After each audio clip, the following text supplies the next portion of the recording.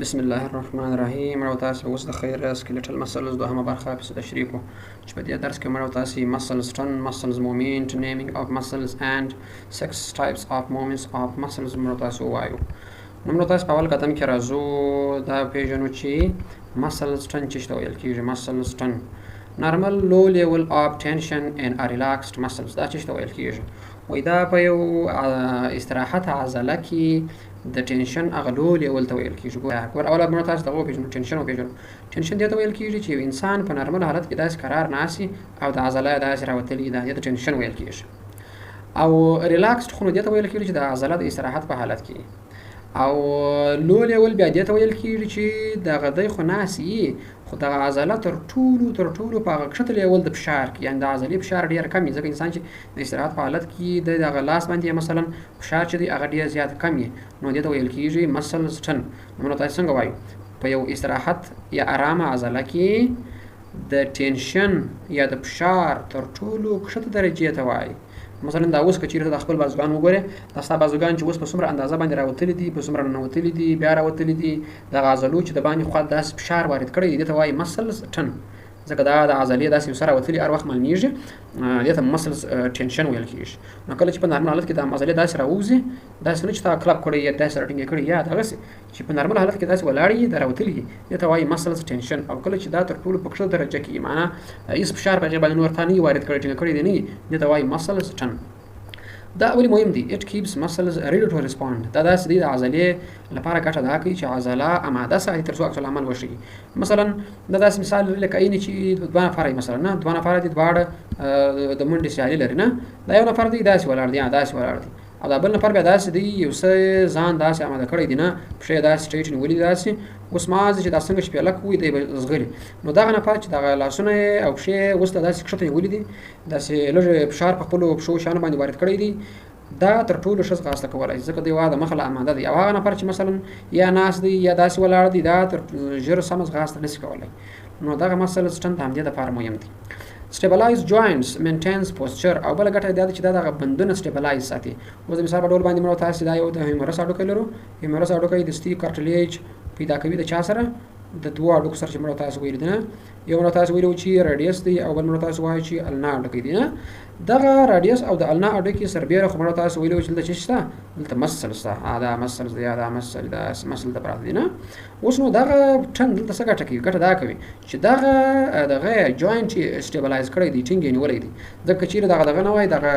ټن نه وای دا راوتلی ځای، نو بره دغه بند کېدای شي یو څه تاوان ورته رسېدلی وای یا ځای سوی وای. and also maintains posture. او دا دغه پوسچر ساتي. پوسچر به څه ته ویل کېږي؟ پوسچر دې ته ویل کېږي چې یو نفر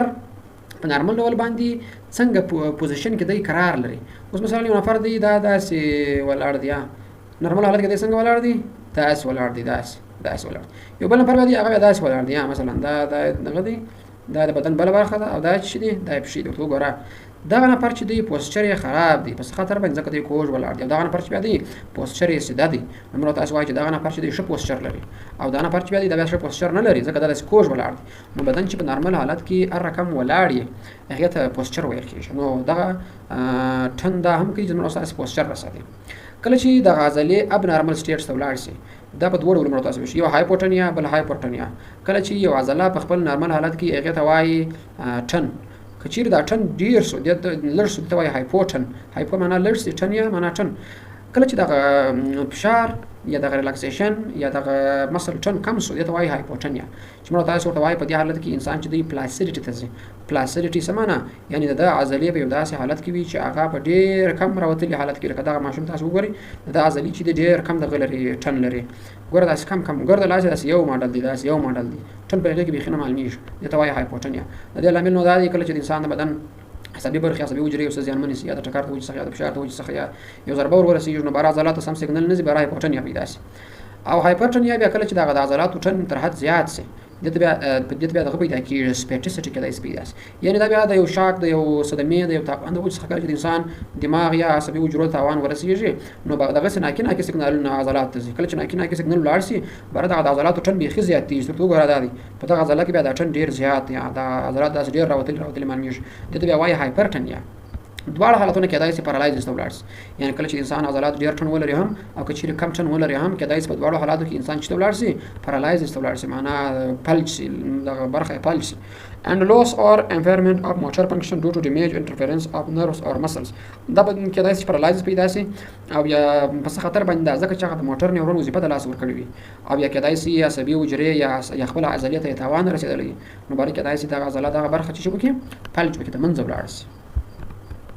اوس موږ تاسو راځو ماسکولر اټروفي ته ماسکولر اټروفي څه معنا excessive decrease in muscle size کله چې په عضله کې په سایز کې کموالی راشي ګوره دا موږ تاسو نارمل مسل دی او تو ګور دونه سایز دی دونه سایز دی د دې نارمل مسل څونه سایز دونه سایز دی دغه عضله بیا وګوره د دې سایز څنګه راځي د کوچنی سوی دی ته وایي ماسکولر اټروفي ماسکولر شي اټروفي ته بیا ویل کېږي کله چې بیا داس یا مثلا د عضلې سایز تر حد چې زیات شي هغه د موږ تاسو وایو ماسکولر هایپرټروفي دا موږ تاسو نارمل مسل دی او د دې سایز کم سوی دی ته وایي اټروفي او د سایز بیا ډیر سوی دی ته بیا وایي ماسکولر هایپرټروفي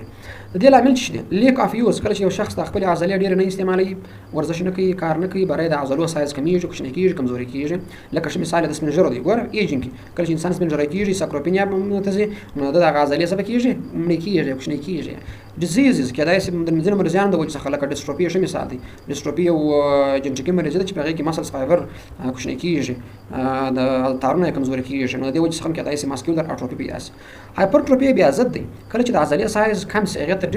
اټروفي وایي کله چې د عضلې سایز بیخي زیات شي هغې ته بیا ویل کېږي هایپرټروفي سایز یې زیات شي سترینث ټریننګ دا څه وجې څخه دا کېږي کله چې دی ډېر ورزش وکړي مثلا کله چې دی ورزش وکړي برای د عضلې سایز خپل د عضلې ډېرېږي and anabolic hormones یا کېدای شي د ځینو هورمون استفاده کوي لکه ټیسټوسټرون دی ځینو نور هورمونز سټروید هورمونز کله چې د هغه استفاده کوي نو کېدای شي عضلې داسې راوځي نو موږ تاسو لرو یو مسل ټن د عضلې فشار ته ویل کېږي چې په نارمل حالت کې راوتلی په نارمل حالت کې څه بسوي راوتلی دې ته مسل ټن ویل کېږي او بل موږ تاسو ماسکولر اټروفي لرو کله چې د عضلې سایز کوچنی شي سایز دغه ته نه ګورو راوتلی ته سایز کوچنی شوی او بل موږ تاسو لرو ماسکولر هایپرټروفي کله چې د عضلې سایز بیخي زیات شي هغه ته ماسکولر اټروفي لکه مثال موږ تاسو باډي بلډران Factors that determine the type of movement performed by a muscles وای هغه کوم شیان دي چې زموږ استاد د عضلې د حرکت د ډول را بدلوي یعنی هغه کوم شیان دي چې زموږ استاد د عضلې حرکت به را بدلوي مثلا موږ تاسو چې وګورو زموږ استاد عضلې زنه په یو خوا باندې حرکت کوي زنه بل خوا باندې حرکت کوي زنه په یو خوا باندې حرکت کوي زنه بل خوا باندې حرکت نشي کولای شو مثال موږ استاد د پښې اړه کوي یا چې موږ تاسو د پښې داسې وغځو د شا خواته بیرته راټولولای شو خو داسې د مخ خواته نو سکت کولای چې موږ تاسو د داسې ولاړ یو بر د موږ استاد د یو لنګي لول راولو تر دغه پر راورسو تر بدن تر نس پر راورسو د دې عوامل څه دي ولې د ځینې عضلې ځینې حرکات کولای شي او ځینې حرکات نشي کولای type of joint د joint په ډول پورې اړه لري ځینې joint دی یو خطر حرکت کوي ځینې بل خطر حرکت کوي orientation of the muscles fiber د عضلاتي فایبر دغه شکل چې د څنګه پروت دی په ځای کې هغه په غي پورې اړه لري and action of other muscles او د نورو عضلو په عمل پورې اړه لري مثلا ځینې عضلې دي چې په ځای کې پرتي د بل عضلې د حرکت مخنیوي کوي and also muscle tension او دا بیا د muscle tension هم دي کول لري ځینې عضلات چې دي په ځینې عضلو باندې tension فشار واردوي چې هغه حرکت نه پرېږدي یا حرکت ورکولای شي نو په دغه خطر باندې موږ تاسو دا څلور سره وسوایو اول ور راځو type of synovial joints یعنی د synovial joints و ډولو ته راځو موږ تاسو synovial joint کوم joint ویل کیږي synovial joint هغه joint ویل کیږي چې موږ تاسو د بندو د بدن د بندو په تاسو ځای کې شتون ولري چې الته ځینې خاص حرکات سره تر څه کې مثال موږ تاسو ته دغه بونز وایي مثلا د موږ تاسو د ورناډو کې دی ورندي او د موږ تاسو د ټیبیا او فایبولا د زنګون اډو کې دی دوی په منځ کې چې دغه joint دی دا ته ویل کیږي synovial joint په دې کې به synovial او بي چې دغه حرکت ورکولای شي اوس دغه synovial joint چې دا په ډیرو ډولو ویشل شوی چې موږ تاسو یو دوه درې څلور پنځه شپږ دانې وایو هر یو موږ تاسو جلا وایو اول واری ورته خلاص پولیس کې کړل شوی دی نه ما دا غلیس سره جلا کړی دی اریم جلا راخښته دي نو اول موږ تاسو راسو پیوټ joint د پیوټ لغات اکسل سوی دی لنټ او د اکسل څخه چې موږ تاسو وګورل ته موږ تاسو دغه برخه ته موږ تاسو ویل چې دا غنټ دی او دغه اکسل دی نو چې موږ تاسو دغه joint وګورو دا دغه اسم معلومیږي یعنی یو خواته دغه نټ بل خواته اکسل مثلا دا انسان دی او دا انسان دی چې موږ تاسو وګورو دا انسان دی اوس که چیرې موږ دا انسان په یو محور باندې وویشو په یو خط باندې اسیا کله چې په یو خط باندې وویشو دوی چې دی و یو خط بدن ته حرکت ورکولای شي یعنی په یو محور باندې بدن ته حرکت څنګه کولای شي ورکولای شي بل محور باندې حرکت نشي ورکولای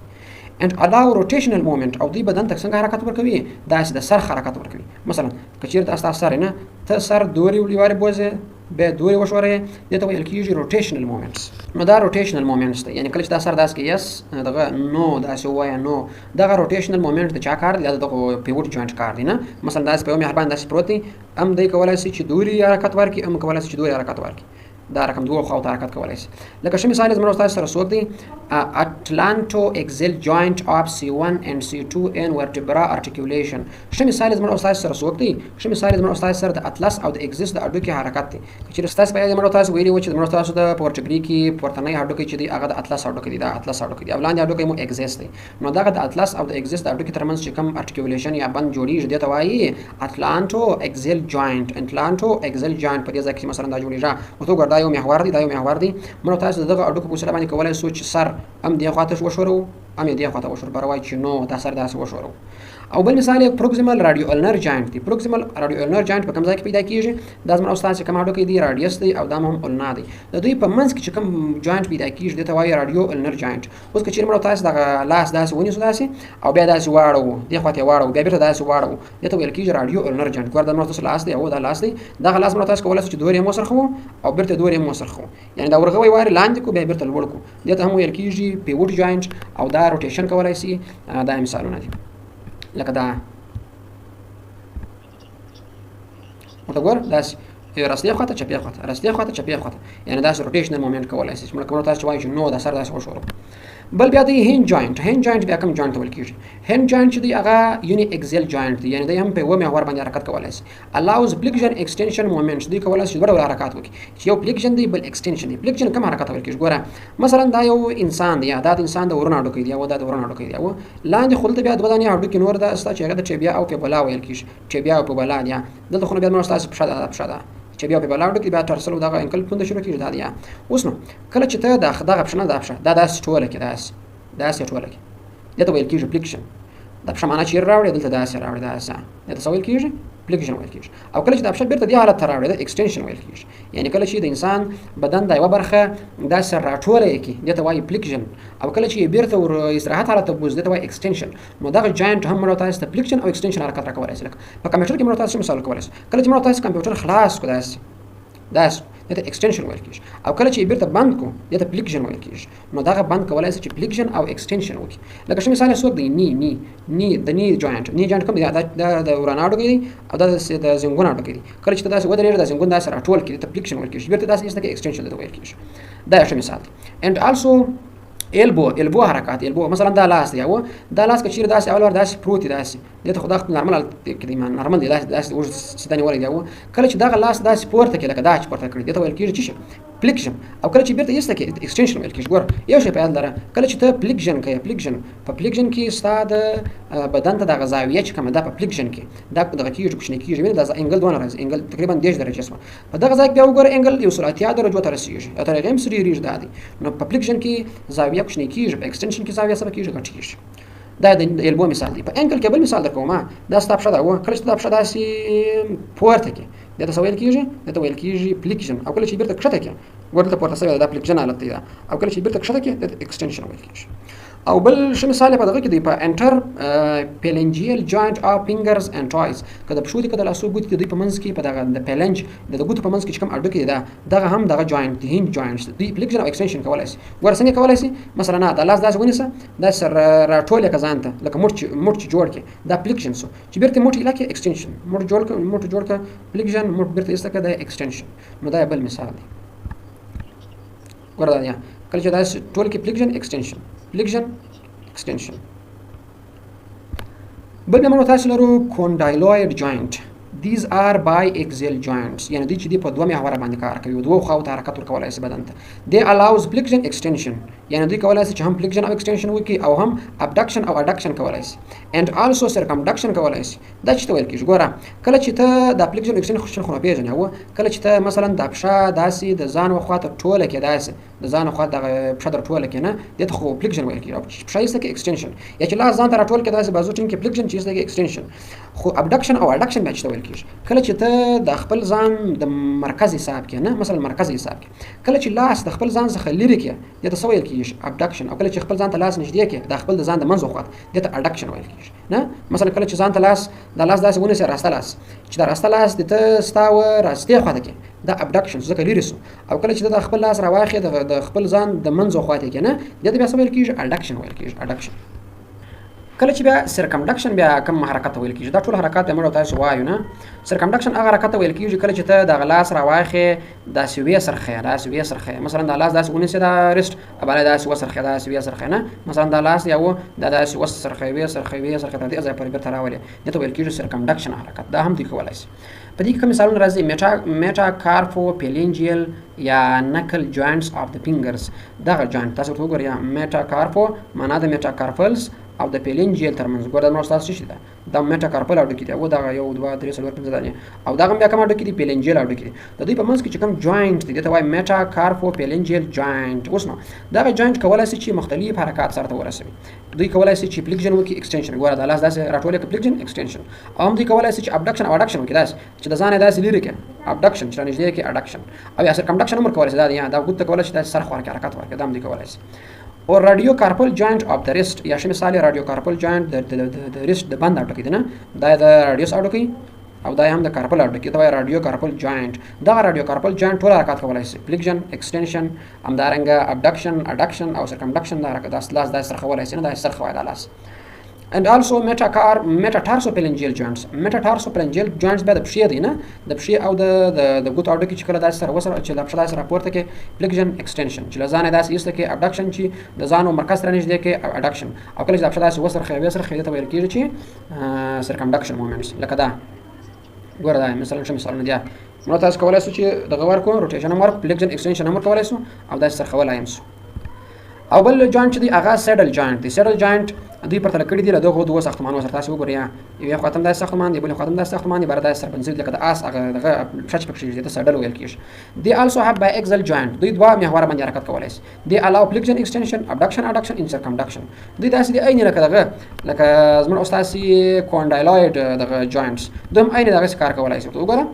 سیډل جوینټ فرست کارپو میټاکارپل جوینټس ګوره لکه مثال سوګ دی کارپو میټاکارپل جوینټس تو ګوره دا کارپل اډو کوي او دا هم میټاکارپل اډو کوي دوی په منځ کې کوم جوینټ دي ته ویل کیږي کارپو میټاکارپل جوینټ یا کارپو میټاکارپل جوینټ اف د thumb ګوره دا نو ستاسو دغه دی thumb دا او دا مو کارپل دی نو دا نو ستاسو کارپو میټاکارپل جوینټ اف د thumb دی اوس که چیرې موږ تاسو د خپل بټه کوتره واخو نه د خپل دغه راواخو thumb راواخو دا thumb موږ تاسو کولای شئ چې فلیکشن او ایکستنشن ورکړو ګور لګا دا دې تر اخیست دی چې موږ تاسو ته وګورم دا د thumb extension دی دا داسې آزاد دی کله چې بیرته راټولې کې دا فلیکشن extension کله چې دا لاس داسې ونیسي داسې کله چې دا ګوته داسې رانږدې کې دا لاس ته دته adduction ویل کېږي او کله چې دا لاس څخه داسې یل کې هغه بیا abduction ویل کېږي او همدارنګه اپوزیشن به یو بل حرکت دی لکه دا چې د ګوتې په یو د بل په ضد باندې حرکت وکړي د بل په ضد باندې حرکت وکړي نو دا کولای شي and also sternoclavicular joint به چیرې دا sternum اډو کې او دا زموږ ستاسو د کلاویکل اډو کوي په منځ کې چې کوم جوینټ جوړیږي هغه ته وایي sternoclavicular joint نو دا هم کولای شي چې موږ تاسو ته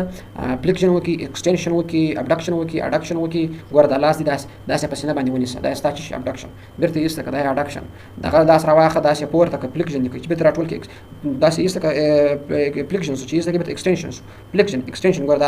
دا نه پرونی دا د چې لاس داس ټول کړی دی دا د لاس نه د ځان څخه داس ټول کړی دی ته فلیکشن ویل کېږي ایکستنشن او کله چې بیرته راځي کې د فلیکشن ویل کېږي فلیکشن extension نو دا لاس داسې لاندې کې چې څه دا فلیکشن چې بیرته پورته کې extensions نو دا حرکات هم دی کولای شي لکه دا او تو ګوره درې سره ډول حرکات کولای شي فلیکشن هم extension او هم circumduction کولای شي بل موږ تاسو لرو plane movement plane joint بچ ته ویل کېږي هغه joint ته ویل کېږي چې یو اډو کې داسې ولاړی سیده محور د اگزیس په ډول باندې او دبل اډو کې داسې چا طرف ورته سرخ ملټي اکسل جاینټ دی دا به هر محور باندې سره خدای سو محور لري allows inversion of the foot flexion extension and lateral flexion of vertebral column ګوره په دې کې چې کېږي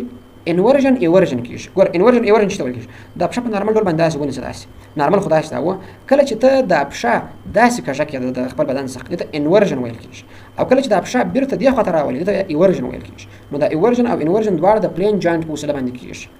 سمه ده and also flexion extension او همدارنګه د flexion او extension چې تکي دا څه داسې پورته کوي نه دا پورته کوي ګوره دا مثلا د ملا تیر دی ته flexion په دې باندې کوي دا flexion کوي او بیرته extension کوي دا هم دې په وسیله باندې کولای شي and lateral flexion هم دې په وسیله باندې کولای شي دا د خپل ځان داسې کوي دا د څنګه په خوا کوي د lateral flexion ویل کېږي او بیا lateral extension باندې کله چې مثلا داسې کورس یا د بیا lateral extension ویل کېږي د چا د vertebral column څه مثالونه سوق دي intertarsal joint دی دا intertarsal joint دی د ټارسل ترمنځ جاینټ دی دا کولای شي دا ټول حرکات وکړي and superior inferior articular process articulation between the vertebra او بل یو مثال څوک دی inferior او همدارنګه superior joints of the vertebra چې دا هم کولای شي چې دا حرکات ټول سرته ورسي بل بیا بال اند ساکټ جوینټ دی د ګین او د ساکټ جوینټ معنا یو برخه د بدن د هډوکي داسې لکه چې لکه ساکټ دا ساکټ او د بل برخه داسې لکه ګین ابره د ګین او ساکټ څنګه چې سره بند چې دا ګین او ساکټ سره بند سي بارا یو جوینټ جوړي د مثال مشترک د دورانه او د لینګي هډوکي دي دی ار السو ملټي اکسل جوینټس دوی چې دي هم سو محور هډوکي دي allow flexion extension abduction adduction circumduction and medial lateral rotation movements دوی هم کولای شي چې وکړي دا ټول حرکات سره ورسي کله چې د لاس داس سره وسره خیدا استا په دې کې هم ابډکشن یې هم فلیکشن یې هم ایکسټنشن یې هم سرکمډکشن یې هم اډکشن ورته ګوره کله چې د افشا داس ایسته کې ګوره فلیکشن هم کولای شي فلیکشن ایکسټنشن هم کولای شي د افشا به تر داس کولای شي کله چې د افشا به شاته په بوزي د هایپر ایکسټنشن ته ویل کیږي معنی تر دې ځای افشا ورسره تر دې ځای دته دغه ویل کیږي ایکسټنشن خو کله چې شاته په بوزي هایپر ایکسټنشن دی وکي اضافه کار دی وکي نه او ابډکشن به ته ویل کیږي کله چې دا ودرېږي د افشا ځان څخه داس ایسته کې ابډکشن لري دی او اډکشن کله چې د افشا به ځان چی کې نږدې کې لیټرل روټیشن د افشا داس لر وسره خو داس وی سره خولر او کله چې میډیل لیټرل معنی داس څنګه افشا وسره داس او میډیل روټیشن معنی کله چې د افشا د ځان د منځو خو داس وسره نو د ټول حرکات دی کولای شي چې دا هم شولډر جوینټ مثال دی او هم هیپ جوینټ مثال په وګوره په شولډر جوینټ کې ته کولای شي چې ټول حرکات وکړي دا لاس داس وسره په دې کې هم ابډکشن یم ایکسټنشن یم فلیکشن یم سرکمډکشن ټول په دې کې یعنی ته کولای شي چې په دې دوه دانو باندې هر ډول حرکات چې تا خوښوي اړ خو دا سره کولای شي